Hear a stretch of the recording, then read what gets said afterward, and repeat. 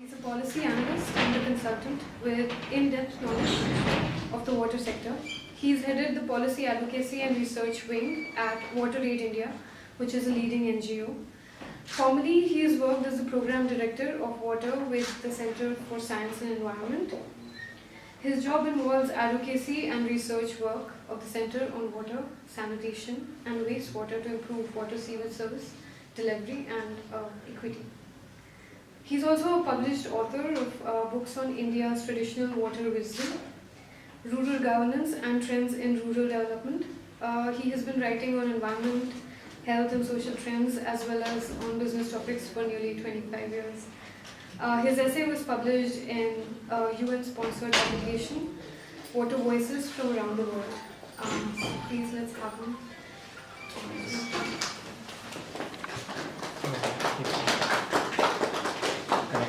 This was a peculiar fact that we get about 950 millimeters of rain on an average in the country.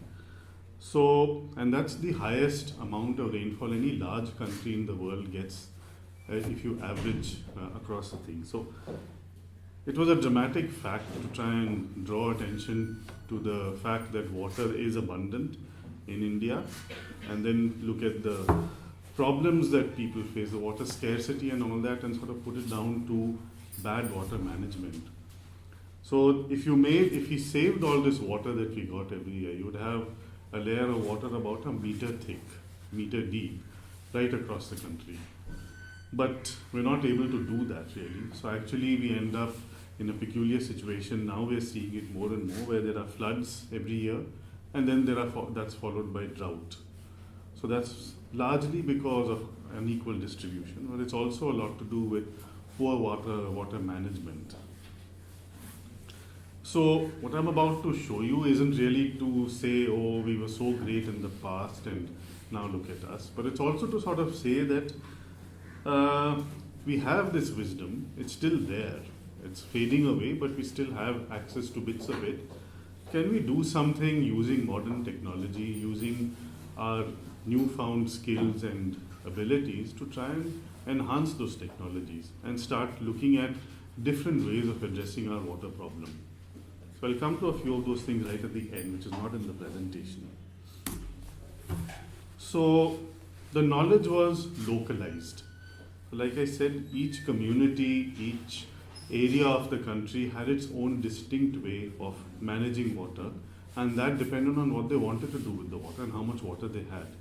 So if you look at the arid areas, it was trying to save rainwater. If you look at the wetter areas, it is trying to channel the water that they have for different purposes, for farming or for fishing or things like that.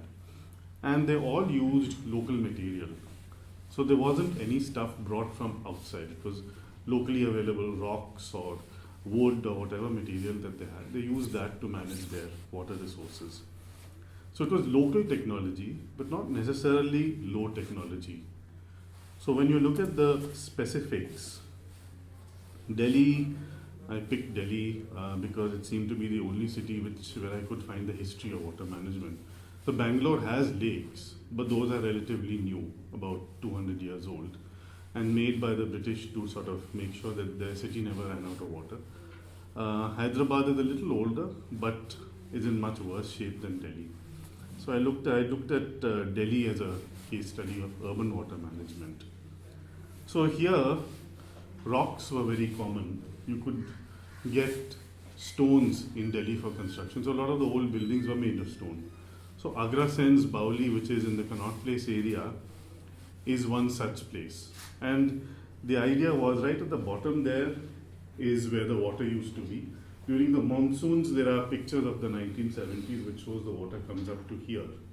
And behind this, through these archways, is a huge well, which is where people would go for drinking water. So this was the kind of bathing and recreational area, and the drinking water side was on the other side. So there was a segregation of function here. It was also a way to get people to water. So the water was here, you had to go to the water, and there was a communal thing. So each of these places is where a family could rest. It was like a sarai. so families could rest around there and use the water for their purposes. Lal Kot, which is in Vasant Kunj now, it's a leftover of the old, I think the Anangpal dynasty, the last Rajputs who ruled here. And there's not much else. This is now a Muslim tomb, so there is a mazhar inside and there is a big lake. And there's in fact a well behind me here, behind this picture.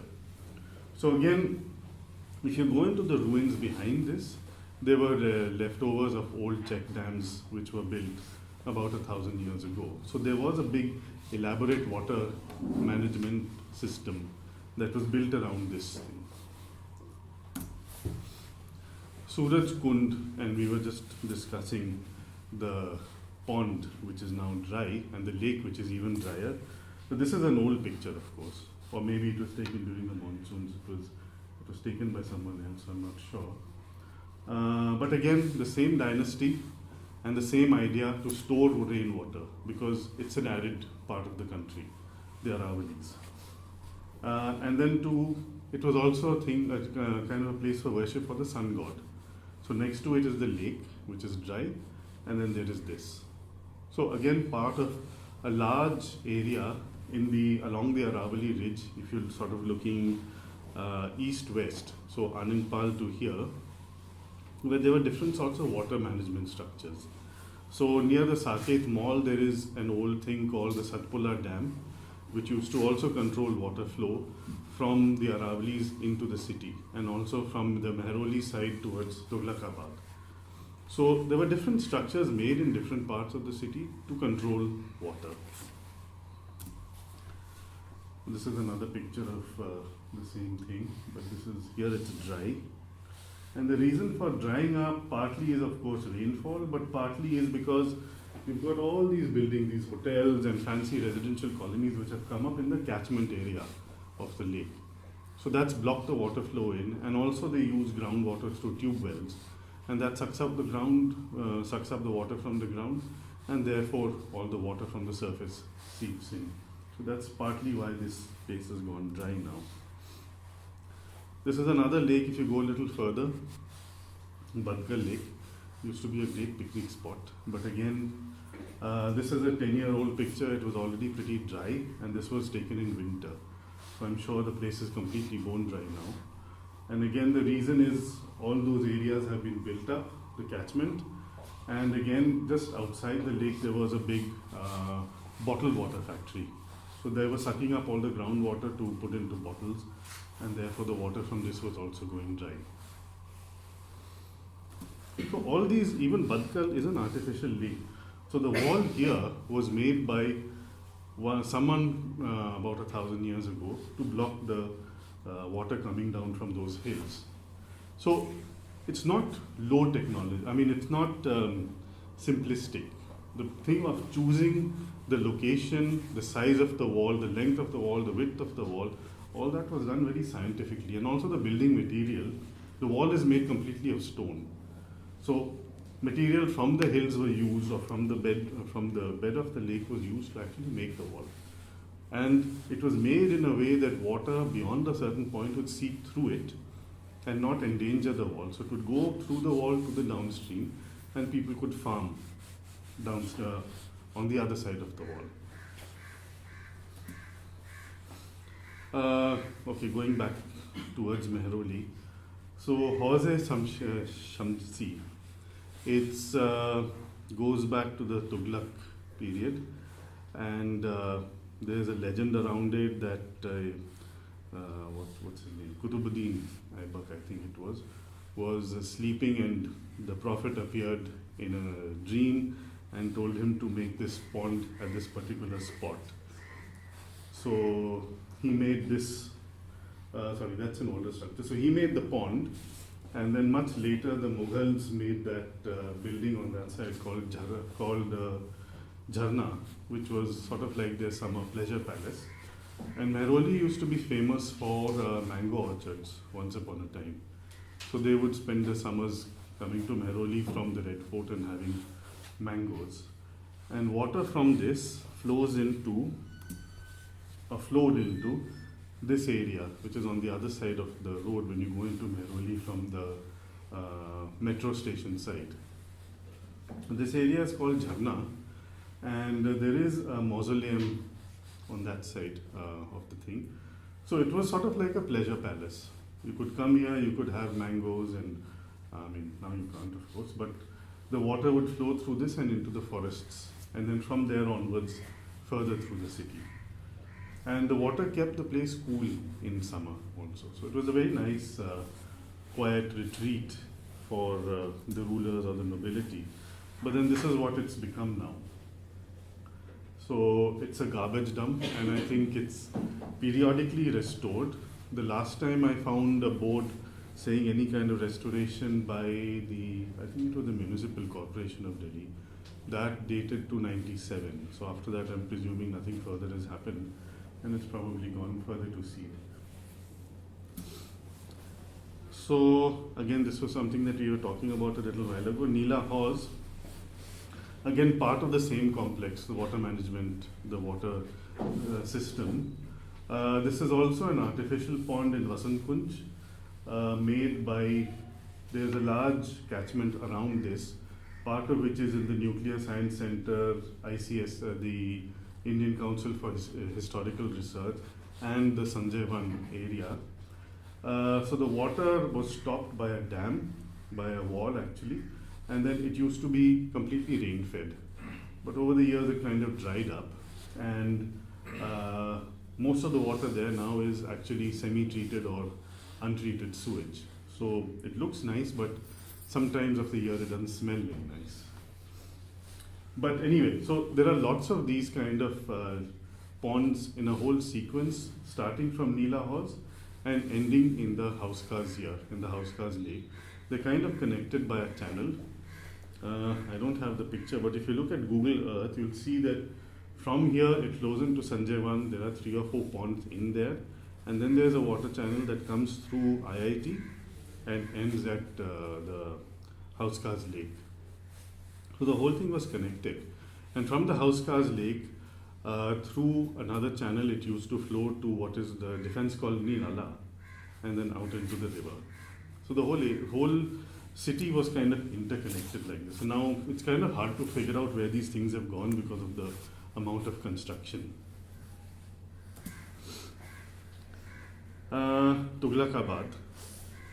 So this was again one of the cities of Delhi, and because of its arid nature, they had in front of the fort, which is now an Air Force residential complex, that used to be a big lake, and the water from the Aravalis used to come down and fill that lake in the monsoons, and that would recharge all these baulis, the 7 of these baulis in the fort.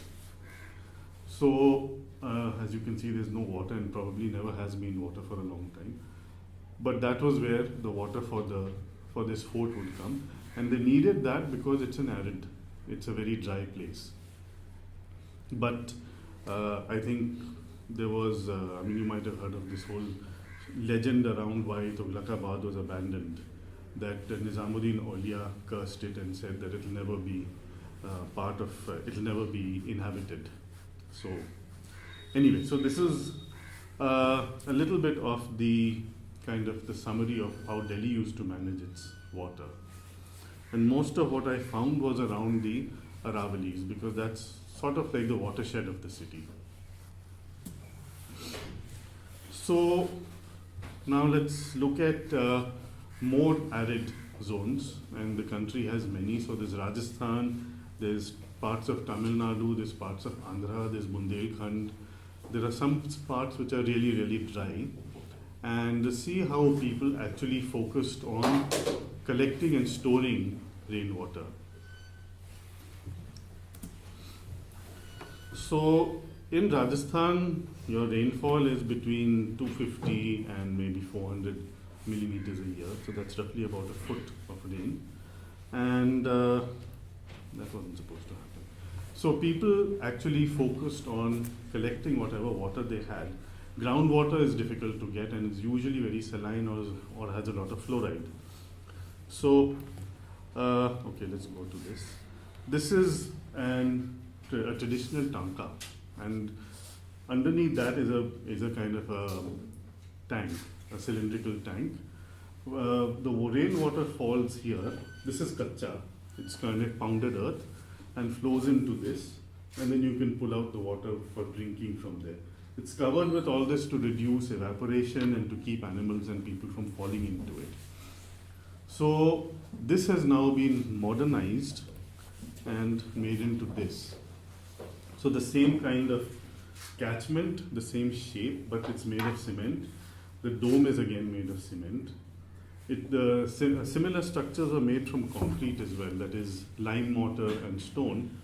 The advantage of that, of course, was that it kept the water sweet, and lime also acts as a slight disinfectant, so it kills off pests. But cement doesn't have the same benefits. But anyway, you can't get lime mortar easily anymore. So this water is used only for drinking or for cooking. There is a convention.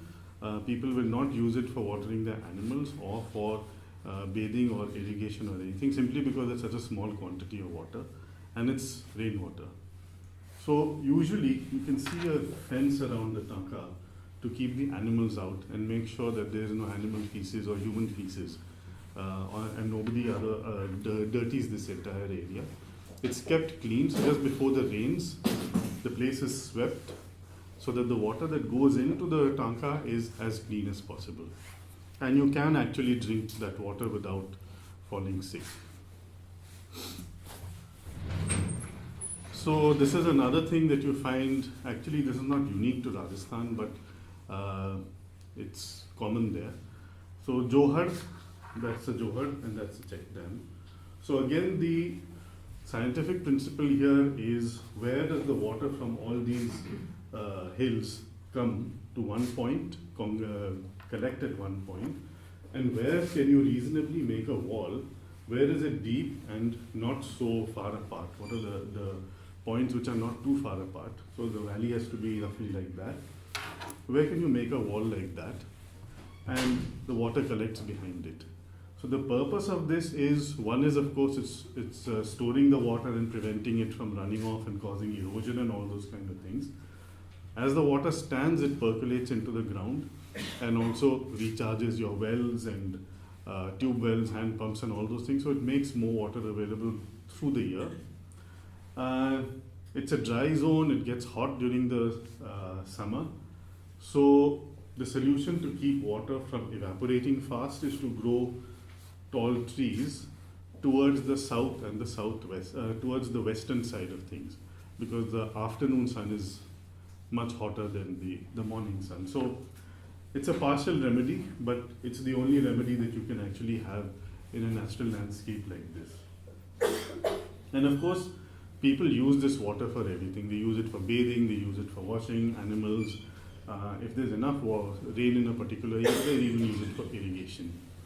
But irrigation is really, really low down the list. And villagers who opt for this kind of thing also kind of agree to not grow water-intensive crops like rice and sugarcane and things like that, but instead stick to things like wheat or whatever else they grow, like chana, mustard, and those kind of crops in the desert. So there is a little bit of crop management which goes along with the water management.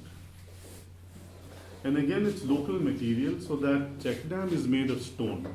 It's not made only of concrete or bricks or things. So you don't necessarily need a cement dam, but maybe the people here decided that this is the structure that they want and they paid for it. So they've got this. But you can also make the same thing out of mud and stone. You don't need cement in this structure. So just a different sort of talab made by the royalty. So whoever made the Amer fort, they also made a series of lakes. So right on the top fort, the fort above Amer, there are a few large water storage tanks, rainwater storage tanks. From there it trickles into this and then it goes into the valley beyond. And this is different purposes. So the water stored in the fort was clean enough to be used for domestic use. The water, when it came down here, became a little dirtier, so it was used for animals. bathing elephants, maybe a little bit of agriculture further down the stream. So as the water quality degrades, the uses also change. This is a talab. So Rajasthan has 2 or 3 types. So there's the tanka, there's this johar, there's talabs, and this is sort of like it's pakka from niche, from the bottom. So the water does not percolate into the ground, but it comes in from all these sides. There are little holes on the side, and the rainwater, when it falls, it flows into this talab, and then it stays on the surface, and it's used for people for bathing, washing, and watering their animals. Again, the convention here is that the animals are never taken inside, so they don't dirty the water, but there is an overflow, probably behind the picture. It's like a trough, a deep trough, and animals can go and bathe and wallow in the water there. So there's a segregation of function. This is one of the most spectacular step wells that we have in this country. Chand Ki Bauli near Dausa. It's again about, I think, 1200 years old or something, and it was part of a large temple complex. So there is a sun temple just outside the thing. So Sun Temple and Chand Ki Bauli. It used to be fed by underground streams coming from, I couldn't find out from where those streams came because the caretaker wasn't there. But at the moment, this again is an old picture. So there's only a little puddle of dirty water at the bottom. But you can see how beautifully this thing was made, how symmetrically it was made. And it was made 1200 years ago. So again, using local material, using stone. And I think in its restoration, people have put cement to hold the stones in place. But when it was originally made, apparently there was no cement used. So water, as in when rain fell, water would seep through this and into the storage thing at the bottom.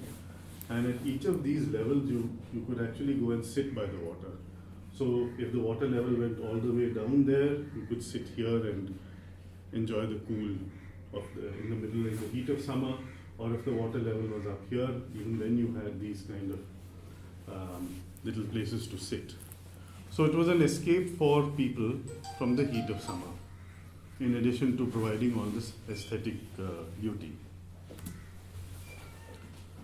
This was another Bauli in Ossian, which is a little outside Jodhpur.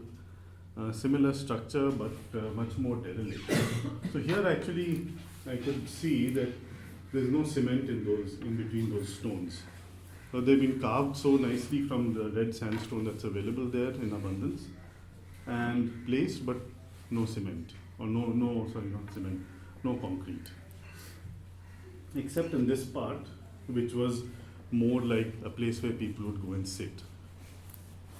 So again, the same thing. In all these structures, you see people come to the water. The water brings people together. It's not water going to people. So the paradigm shift now that we have in our houses is that water comes to you. You don't go to the water anymore. None of us do. Again, Bundelkhand, another dry area of the country, and there was a drought. I think from a little after I went there. This was, I think, in 2005 or 2006. So after that there was a drought. But when I went, I found a lot of the tanks had a lot of water. So again, man-made talabs. Similar structure. There's a wall. So I was standing on a wall which ran for about 2 kilometers. Stone faced. So the water comes from that side when it rains, and the stone pitching on the wall down there actually prevents erosion. But again, there is no concrete or anything used to bind the stones together. It's formed, there's steps. So if the water ever came up to this level, it would simply seep through the wall to the other side, rather than endangering the wall itself, the bund of the wall.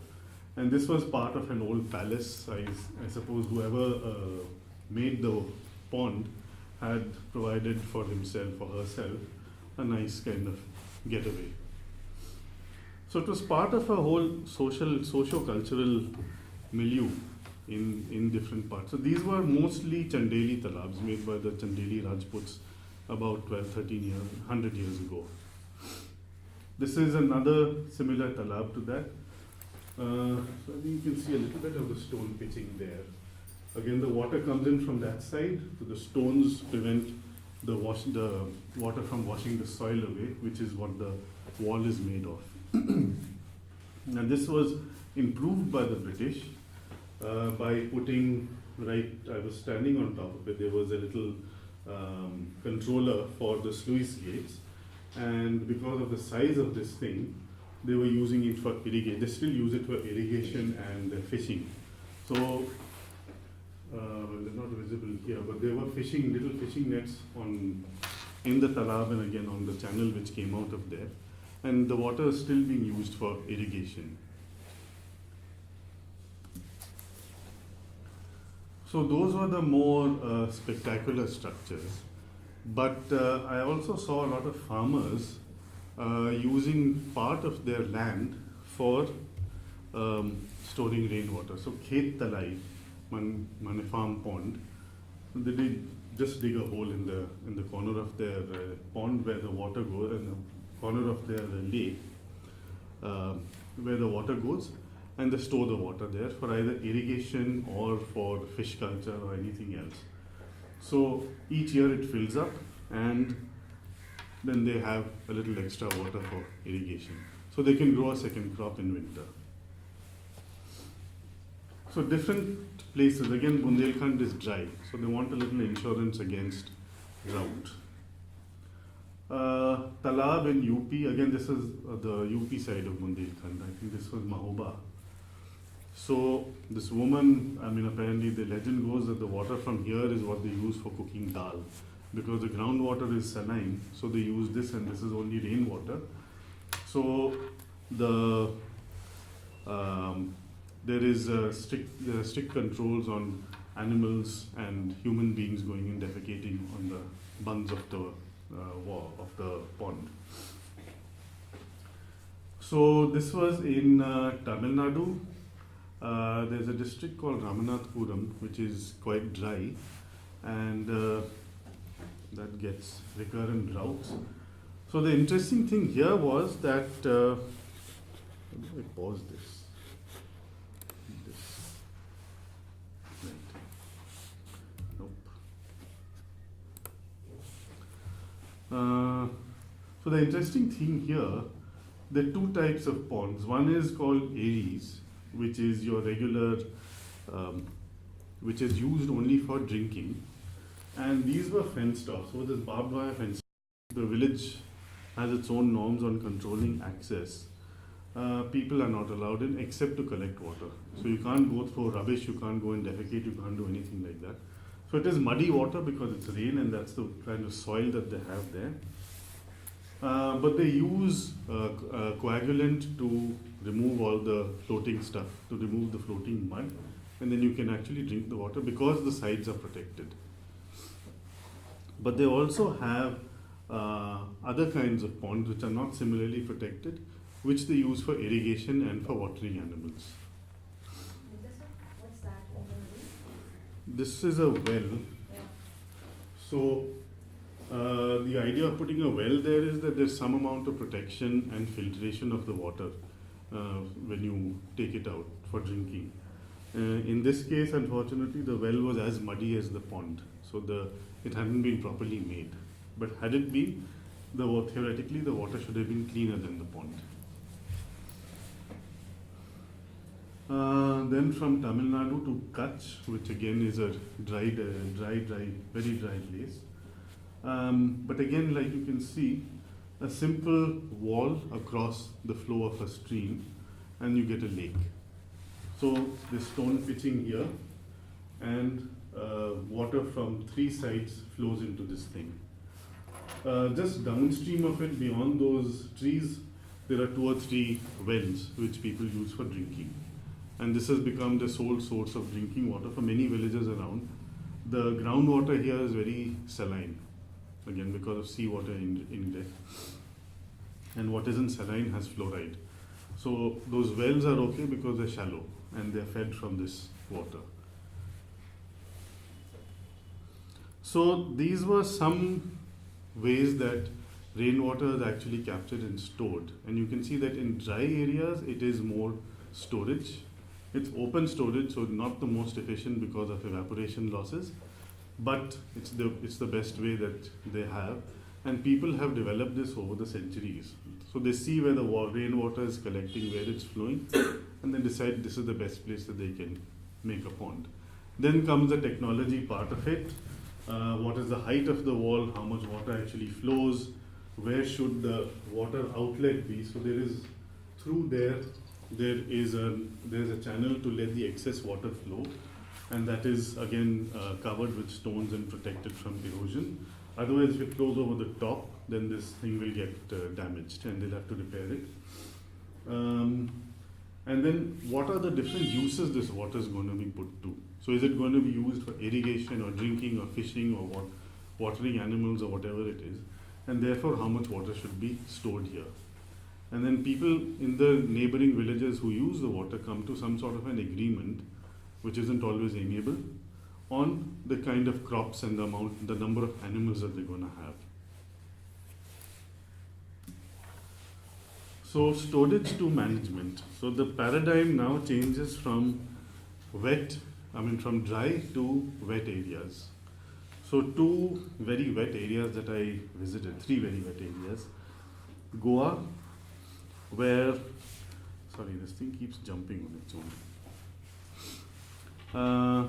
So in Goa, it's a kind of a peculiar thing that on top of each hill or hillock, they have a little pond, and that collects the rainwater or spring water from the jungle around it. From there, it flows through these channels into plantations, and they grow betel nut, supari, and various other things. So this water is channelized. It's not stored really in any form. Another thing which is interesting and unique in Goa are these khazan lands, which are the kind of border, kind of a buffer land between the sea and the upland. So sort of like on the coastal areas along the rivers of Goa, you have these khazan lands. Khazan means salty. So that's where the seawater and the fresh water sort of mix. The purpose of these gates is to control the mixing of that water. So they use those lands for growing rice and for fish cultivation, depending on the time of the type of tide and the time of year. So these gates, they're made of wood, again locally available material.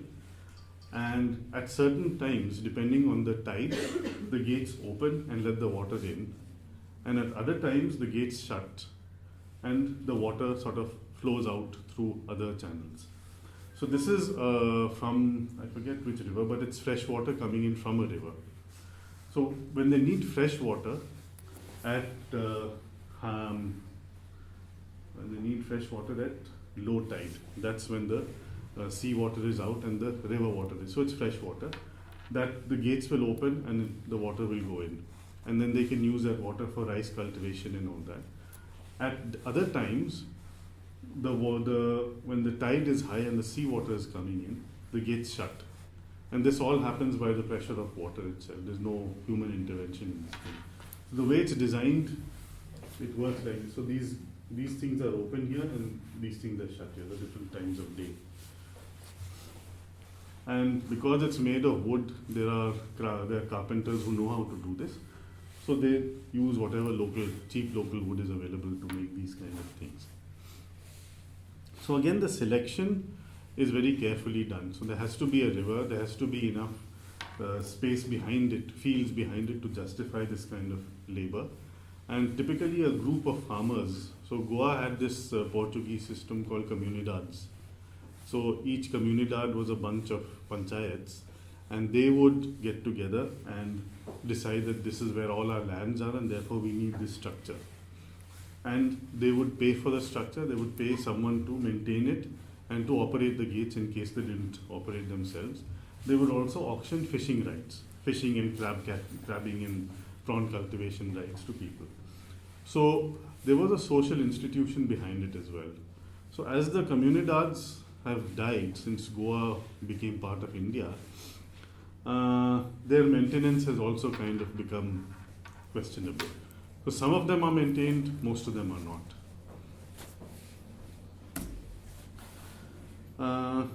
Okay, so across the country, what I found surprising is that you have Goa, which grows betel nuts, and you have Meghalaya, which grows betel nuts. It is very a contrast of places, but completely different types of cultivation. So Meghalaya, you have bamboo, which is their kind of construction material of choice, and they used what they call shingyar, a kind of a local irrigation thing, channeling water from their abundant streams to their betel nut plantations. So it takes a skilled farmer about 2 hours to assemble this jumble of bamboo to irrigate roughly about an acre of plantation. And then the whole thing can be moved to another place. So water from the source comes in that pipe, it goes into one big bamboo, and then from there it's distributed through this system into smaller and smaller pieces of bamboo until it reaches the individual plant. So you can see that that little piece of bamboo lifts some water and puts it into this. So by the time it gets to the individual plant, it's a steady trickle. So the plants get just enough water to survive. But it's But you show like the banana trees, right? no, these are some of these are banana trees and some of them are betel nut. But banana trees are water intensive crops, so they need a lot of water. So then this Huh. much is enough. So they will adjust the amount of water depending on what kind of trees there. Okay. So you can fix that. So if it's betel nut, it needs very little. Yeah. If it's banana, it needs more. So probably within the structure they have kind of, to reduce the pressure of Yeah, water to drop. They have that. So that depends on the thickness of the bamboo. So I think by the time it reaches, the bamboo is supposed to be no bigger, no thicker than your finger. So the really thin pieces of bamboo we use. But the thing is, again, it's local material and it's a local skill. So all they need is their chopper, which they call a dao, that big curved blade kind of thing, and they need bamboo, and that's it. Okay, and then in the hills, Uttarakhand, again there were some very pretty water management structures. So this is a dhara. This is exclusively for human use, for drinking. And this water comes from a spring. This particular one had its source about 3 kilometers away. So again, it wasn't so much the science of making a square structure, that's not much of science. But the fact that someone actually found a spring 3 kilometers outside town, which was safe and which ran through the year. So the technical part of it was that. And then bringing it from there to here through channels and pipes was the other part of the technology. And all this is basically just embellishment to make sure that it stays clean. If you have a nice looking thing, it's likely to remain clean than if it's not so nice looking. So you can actually drink that water, and this is where people, this is the kind of go-to place in town, even though there is municipal water supply from the Alaknanda, or there was anyway. People still prefer to drink this water because it's fresh from a spring. And before I finish with this, so the overflow from this used to go into 3 troughs.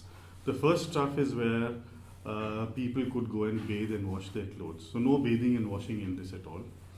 The second trough was where animals would get their water from, and they could bathe there. And the third wasn't really a trough. From there it flowed into the fields and was used for agriculture. So different uses as the water quality degrades. This is a hydrant. This is a simple hydraulic pump which works with the water flow, with the pressure of water flowing. It's typically put in a valley, so where there's fast flowing water from a stream, I think it was kind of that way, coming down the valley. And it's a purely mechanical device which pumps water up to maybe about 50 feet or 80 feet above the valley floor. And it works on a hydraulic principle, which is a little complicated, so I won't go into that. But basically, every few minutes, every few seconds, there's a loud thump, and it pumps and water gets pumped up. So farmers make these pipes carry the water from this up to a certain height, and then that's used for irrigation, or you can use it for domestic purpose because it's from a stream. But you can see the water is kind of muddy, so it would need a little bit of treatment before it can be drunk. But again, the simplicity of the device is that it doesn't need electricity. It does need maintenance because some parts wear out, but no power here, and it runs 24/7. So if I don't know how many of these still exist in Uttarakhand, but once upon a time the irrigation department was actually giving a subsidy for these.